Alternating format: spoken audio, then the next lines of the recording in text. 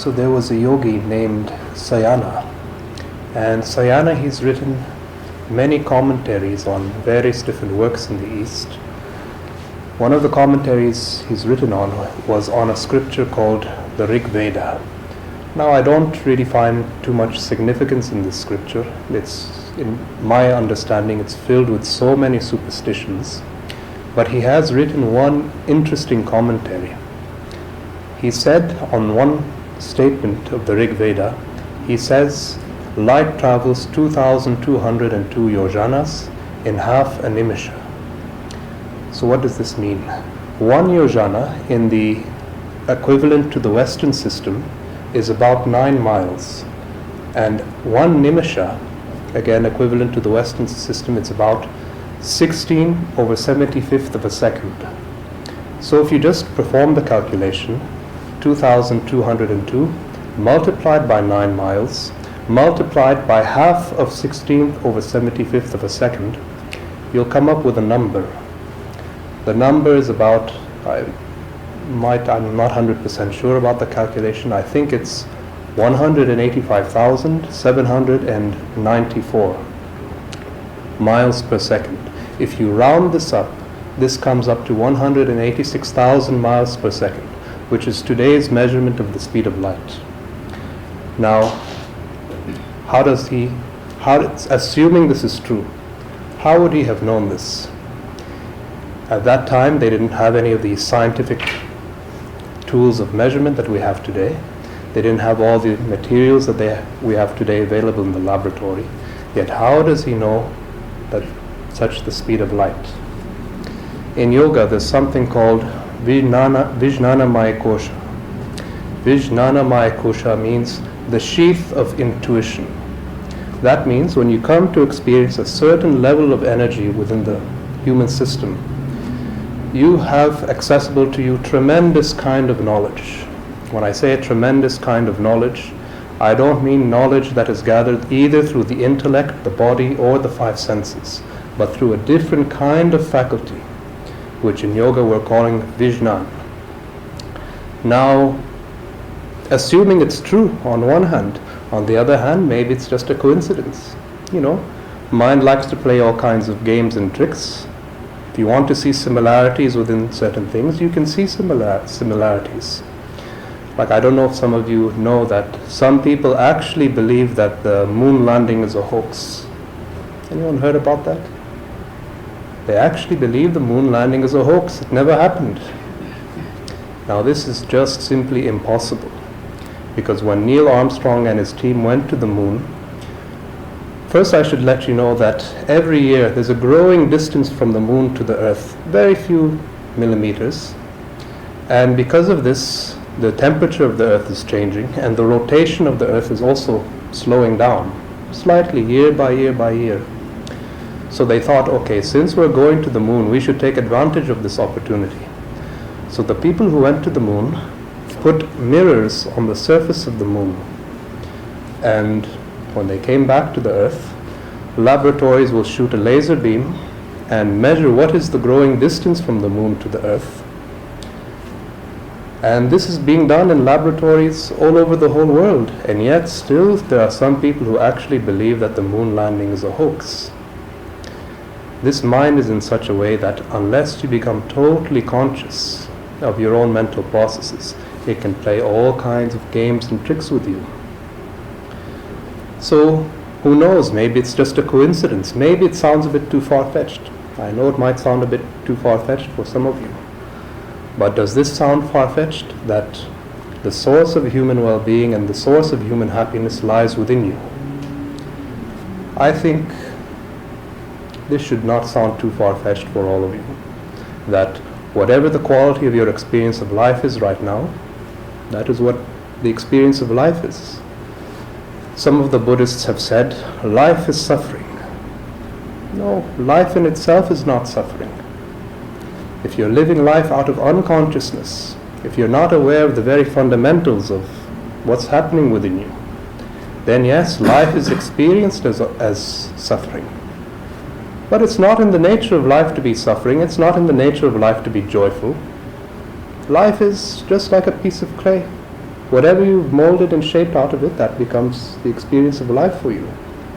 So, is it possible to create an inner atmosphere where in a whole period of 24 hours, you're constantly in a state of bliss, silence, peace, and a certain joy within you?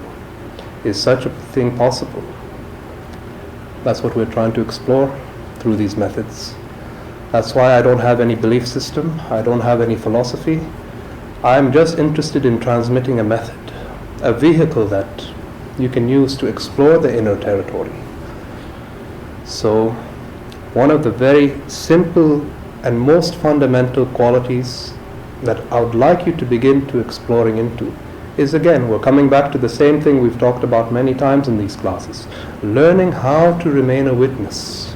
And the easiest place to begin is learning how to witness the sensation of the body. Body is gross solidity, not like your thoughts, not like your emotions. Thoughts, emotions, the more psychological structure is more subtle, like electrons, protons, or the air around you. You cannot see it. It's not visible, but it's still physical. But if you want to move from the gross to the more subtle, start with the most simple and start with the most basic. Learn to witness the sensation of the body. You find once you become more anchored and more familiar with witnessing the sensation of the body, now when you move to the subtler aspects, witnessing the mental processes, witnessing your emotions coming and going, then you find it's a much more friendly process. So this witnessing quality, as far as I'm concerned, it's totally essential for human well-being. Because let's say there's a movie that's playing on a movie screen. Unless you're sitting there totally 100% alert, you will not have an understanding of what is happening. Suppose you're sitting in front of the movie screen and a moment of boredom comes. You'll miss what's going on. Same is the case with the experience of the mind.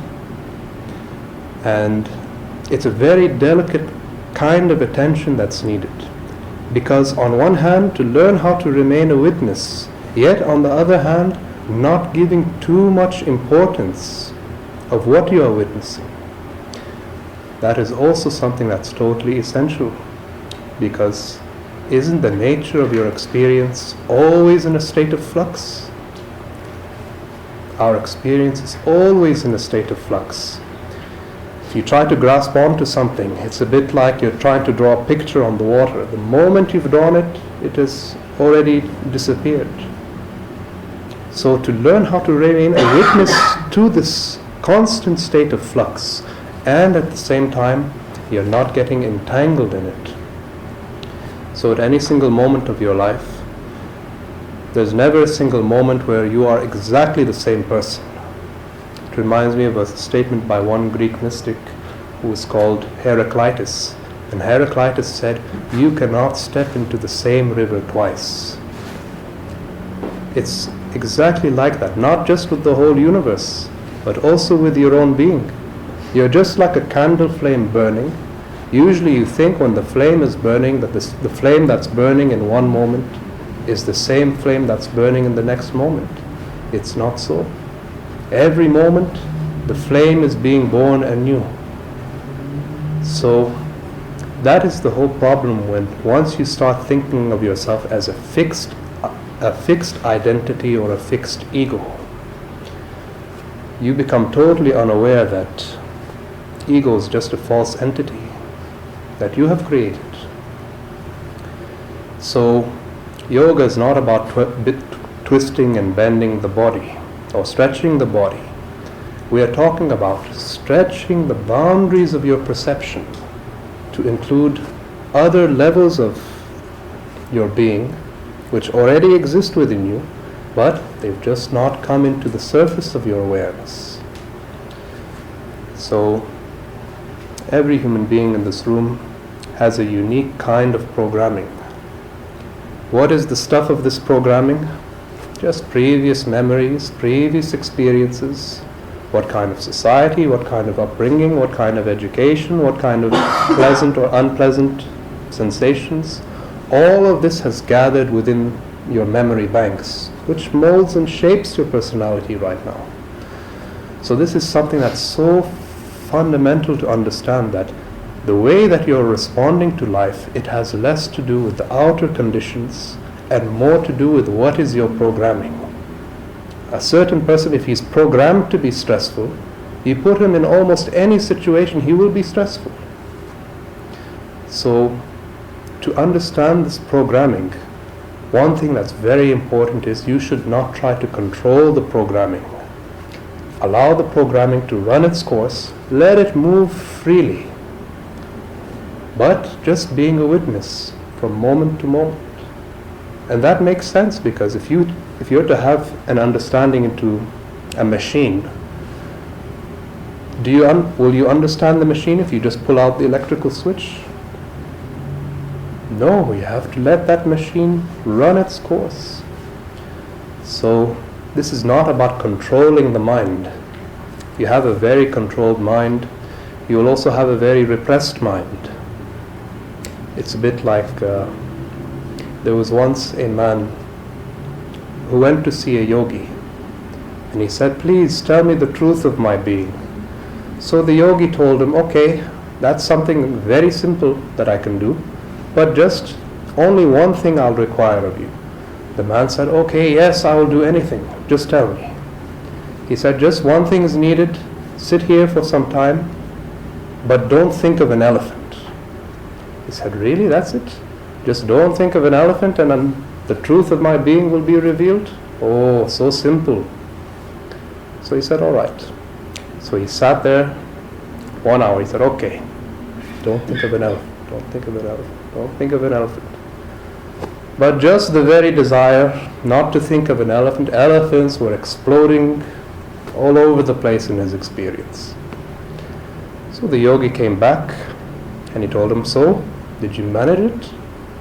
The man said, "I wish today I never even met you. Just the advice you've given me, I have become so deeply neurotic."